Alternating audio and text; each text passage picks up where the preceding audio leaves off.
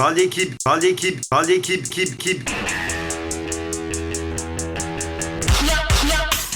everyone. Here, the internet's busiest music nerd. This thing, it's kind of a blessing. This thing is just track after track after track of these just to-the-point, focused bangers. There are more hits than misses here. I'm feeling a light to decent 7.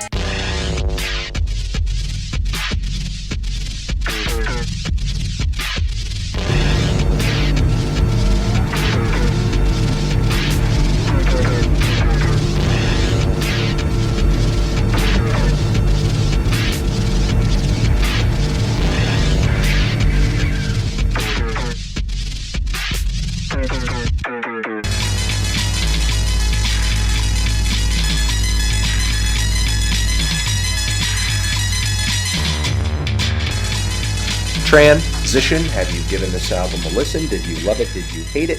What would you rate it? You're the best. You're the best. What should I review next? Hit the like if you like. Please subscribe and please don't cry. Just leave a comment in the comments if you're feeling full of thoughts.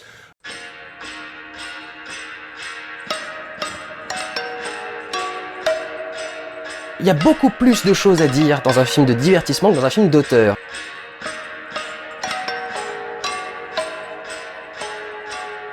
J'adore Tarkovsky, j'adore Marvel.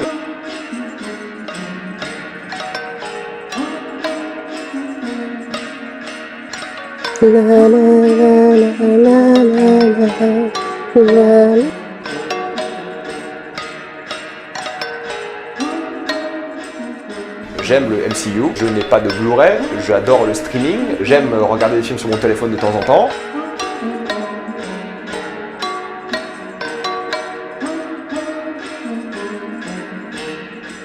Cette espèce de vieux con là qui espèce de donner de donner des leçons de cinéma à tout le monde alors qu'il maîtrise même pas son outil à la base. La 3D c'est...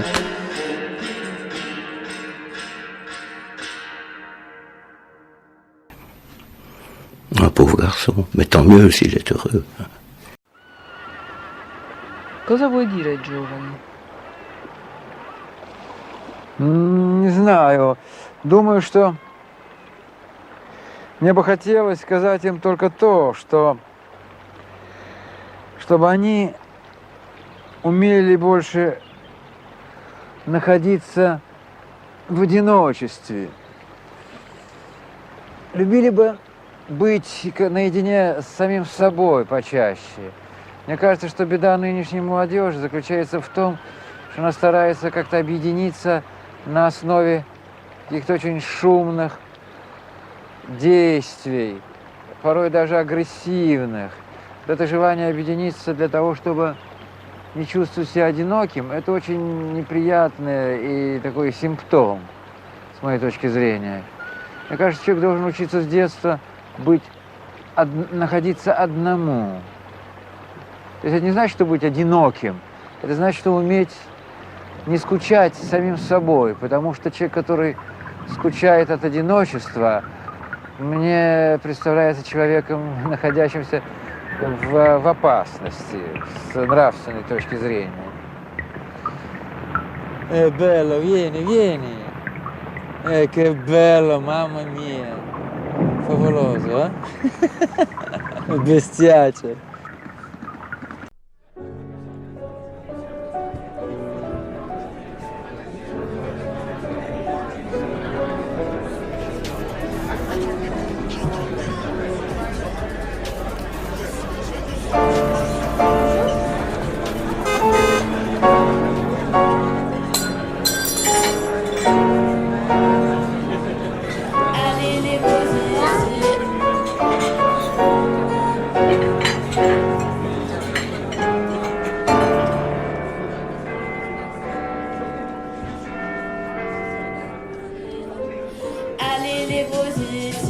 Allez les gros zizi, allez les gros zizi, allez les gros zizi, oui les gros zizi. C'est ta mère qui fait de la Zumba aussi encore.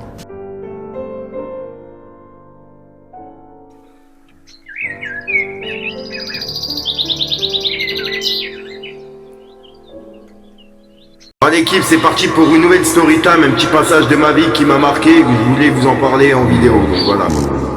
Voilà, on va partir directement dans les détails de comment ma copine elle m'avait trompé et comment j'ai su qu'elle m'avait trompé, mon ex-copine. Que je vous ai parlé justement, je vous ai fait une vidéo il y a plus d'une semaine. Et en gros, il y a beaucoup de personnes qui ont voulu que je fasse des détails sur comment j'ai su qu'elle m'avait trompé, etc. Donc en gros, je vous ai dit dans la vidéo qu'elle m'avait trompé 3 fois.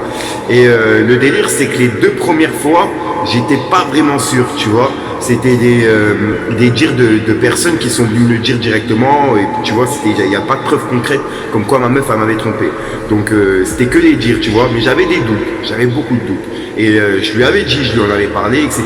On s'était pris la tête, on a failli casser. Et entre temps, je lui avais pardonné parce que j'étais vraiment aveuglé et que j'étais dingue d'elle. Donc voilà.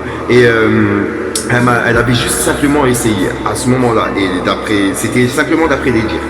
Donc il n'y avait pas de preuve, donc j'étais pas sûr. Bref, la 3e fois, justement le jour où j'ai su qu'elle m'avait vraiment trompé, comment je l'ai su. En gros, elle dormait chez moi, elle était juste là derrière dans mon lit, tu vois. Et moi, j'étais sur mon ordi, là où je me trouve, justement. Mon ordi, il est juste là, En fait, c'est ce qui m'éclaire, tu vois. Et en gros, j'étais posé tranquille sur mon PC, tu vois. Je pensais justement au coup qu'elle m'avait fait, tu vois, je sais pas pourquoi, je pensais à ce moment-là à ça. Et je me suis dit, pourquoi j'irais pas voir sur son portable? Parce que son portable, il chargeait, il était juste ici, là, t'as vu, il y a la chaise, elle posait son portable ici. Et en gros, je me suis dit, pourquoi pas regarder dans son portable pour voir s'il n'y a pas quelque chose de chelou, etc. J'avais jamais fouillé, c'est pas mon délire, j'ai jamais fouillé. Je vous promets, c'est pas mon délire. Donc là, comme par hasard, j'ai été fouillé, tu vois, c'était vraiment une intuition qui m'a dit, va fouiller. J'ai fouillé, j'ai regardé dans son portable, j'ai simplement regardé les messages, tu vois, j'ai regardé en cliquant dessus, j'ai regardé les noms. C'était des noms que je connaissais et puis c'était des personnes qu'elle connaissait, donc tranquille. Dans les appels, par contre, tu vois, dans les appels, il y avait des numéros qu'elle avait déjà enregistrés, donc il y avait des noms, tu vois. Et il y avait 2 numéros, justement, qui n'étaient pas enregistrés. Mais là, j'ai trouvé ça vraiment suspect, tu vois. Et de base, je suis pas comme ça, je vous promets, je suis pas du tout à mener mon enquête, etc. Pas du tout, tu vois. J'étais pas paranoïaque comme ça. Mais c'est cette meuf qui m'avait rendu comme ça suite aux deux coups qu'elle m'avait fait en cachette et que j'étais pas sûr puisque j'avais pas de preuves, tu vois. Donc voilà. Et bref. Et de là, je regarde son portable, je tombe sur le numéro, je prends mon portable, je tape le numéro du gars, tu vois, le numéro, en fait, j'étais pas sûr au moment-là que c'était un gars, excusez-moi. Je tape le numéro, j'envoie un message et je lui dis, ouais, non, d'abord j'appelle 3 fois, ça répond pas. Les 3 fois, ça m'a raccroché au nez. Donc de là, je lui envoie un message, je lui dis, ouais, c'est Fico, le gars de Lou. Et bref, et de là, le mec, il me renvoie un SMS et répond à mon SMS, justement, que je viens de lui dire comme quoi c'était le gars de la meuf à qui il a appelé, tu vois. Ils se sont appelés pendant au moins 5 ou 6 minutes, c'était, tu vois. Et de là, je lui dis, ouais, comme je lui dis, ouais, c'est le gars, etc. Il m'a répondu, ouais, excuse-moi, je peux pas te répondre, j'ai des enfants qui dorment, mais si tu veux, je t'appelle demain, je t'explique tout. Je lui dis, bref, dis-moi directement, concrètement, ce qui s'est passé, tu vois, directement, va directement dans le vif du sujet. Et il me renvoie un SMS comme quoi, en gros, c'est son petit frère, elle a vu son petit frère en ville, tu vois, et elle lui a demandé le numéro de son grand frère, puisqu'elle le connaissait d'avant, etc., dans son lycée, tu vois, et elle voulait avoir des nouvelles. Chelou, vraiment chelou comme histoire. Donc de là, je lui renvoie un SMS, je lui dis ok, pas de souci, merci, supprime le numéro, elle est à côté de moi, je m'occupe d'elle, tu vois, genre. Donc de là, je vais sur le lit, tout tranquille, et moi j'étais en mode canard au moment-là, donc vraiment, elle me parlait comme une merde, je te dis la vérité, et je disais qui. Donc de là, je vais la voir, je lui dis ouais, c'est qui le numéro là? Je lui montre le téléphone, je lui dis c'est qui le numéro là? Et elle me dit ouais, vas-y, tu sais, elle dormait, elle me disait vas-y, je connais pas, ou un truc comme ça, elle me dit tu sais, vas-y, je connais pas. Je fais bref, et tu sais, là, je commence à me monter en pression, tu vois. Je tire la couette qui est juste là, je la tire. Du coup, ça l'a choqué, tu sais, elle était couchée. Donc de là, elle s'est mise assise d'un coup, tu vois. Et je lui dis, bref, soit tu me dis c'est qui, soit moi je vais te dire c'est qui, parce que je l'ai appelé, il m'a tout dit, tu vois. Et j'essaie de prêcher le faux pour avoir le vrai, puisqu'il m'a pas vraiment tout expliqué, le mec, tu vois. Je sais qu'il m'a pas tout dit. Et de là, elle commence à tomber en larmes directement, vraiment, elle tombe en larmes. Et elle me dit, ouais, c'est lui qui m'a appelé, il m'a parlé de cul pendant au moins 5 minutes, moi j'ai rien dit, j'ai pas répondu. Et tu sais, elle pleurait, à raconter de la merde en fait, c'était pas concret ce qu'elle me disait. Donc de là, moi je commence à monter en pression dans la chambre, mais tu sais, je faisais rien, jamais je taperai une meuf, jamais de ma vie, peu importe ce qu'elle me fera. trace ta route, si tu m'as niqué, c'est pas grave, certain que tu te feras niquer toi aussi, c'est pas grave, tu vois. Et bref, mais je monte juste en pression, tu vois, vraiment je monte en pression. Et je dis ouais, et je la traite par contre, je suis désolé, j'ai été chaud dans mes mots, je la traitais. Et je lui dis ouais, t'es qu'une connasse, une nanana, tu vois, pourquoi tu m'as fait ça? Moi je l'ai eu au téléphone, je l'ai eu par SMS, il m'avait même pas dit comme quoi t'avais parlé de boule avec, tu vois, j'ai prêché de faux pour avoir le vrai, tu m'as dit la vérité. Et de là elle tombe en pleurs, elle me dit ouais mais je te jure j'ai rien dit de ça. Je fais bref, arrête de me prendre pour un con, vous êtes appelé pendant 5 minutes, genre pendant les 5 minutes là, c'est lui qui t'a parlé de cul pendant 5 minutes, toi t'as pas raccroché. Tu vois ce que je veux dire? Le mec il est rentré directement dans une conversation de cul et elle a rien dit. Genre, c'est chelou.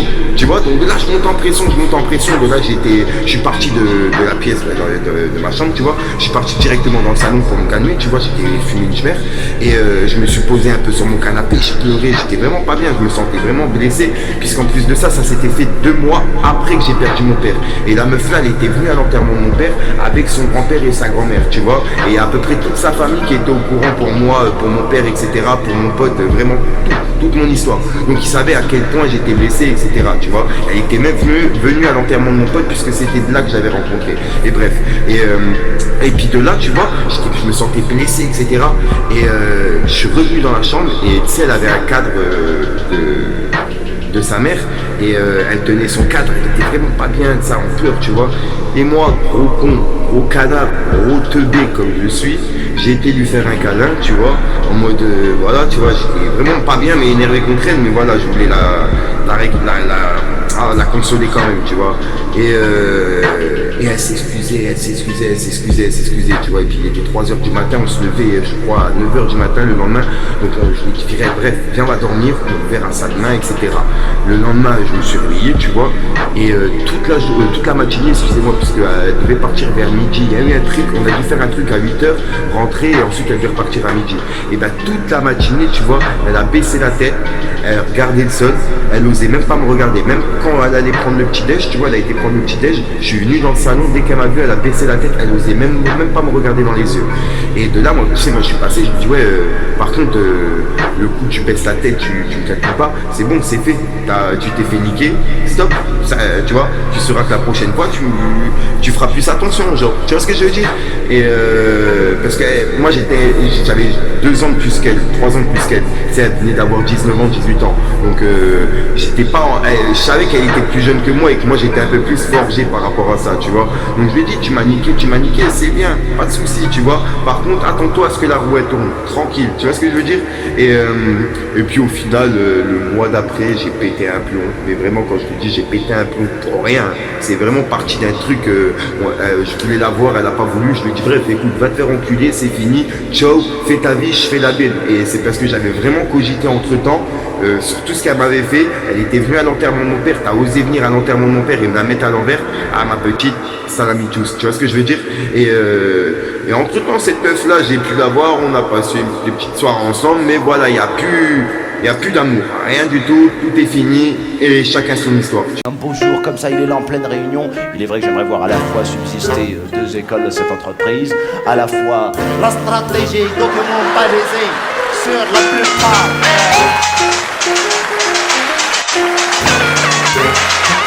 Les comprimés. Également l'infrastructure, reconnue, sanitaire. Ah, c'est cliché, ça m'énerve. C'est aussi quand les gens en soirée, une chanson orientale, se revient vers toi, genre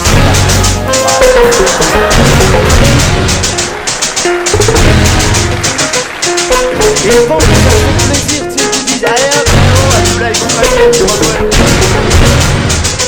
Eh dis donc, hein, les rallyes ralou rala, là, je sais pas quoi. Hein, nous, les Indiens et compagnie, allez hop hop hop.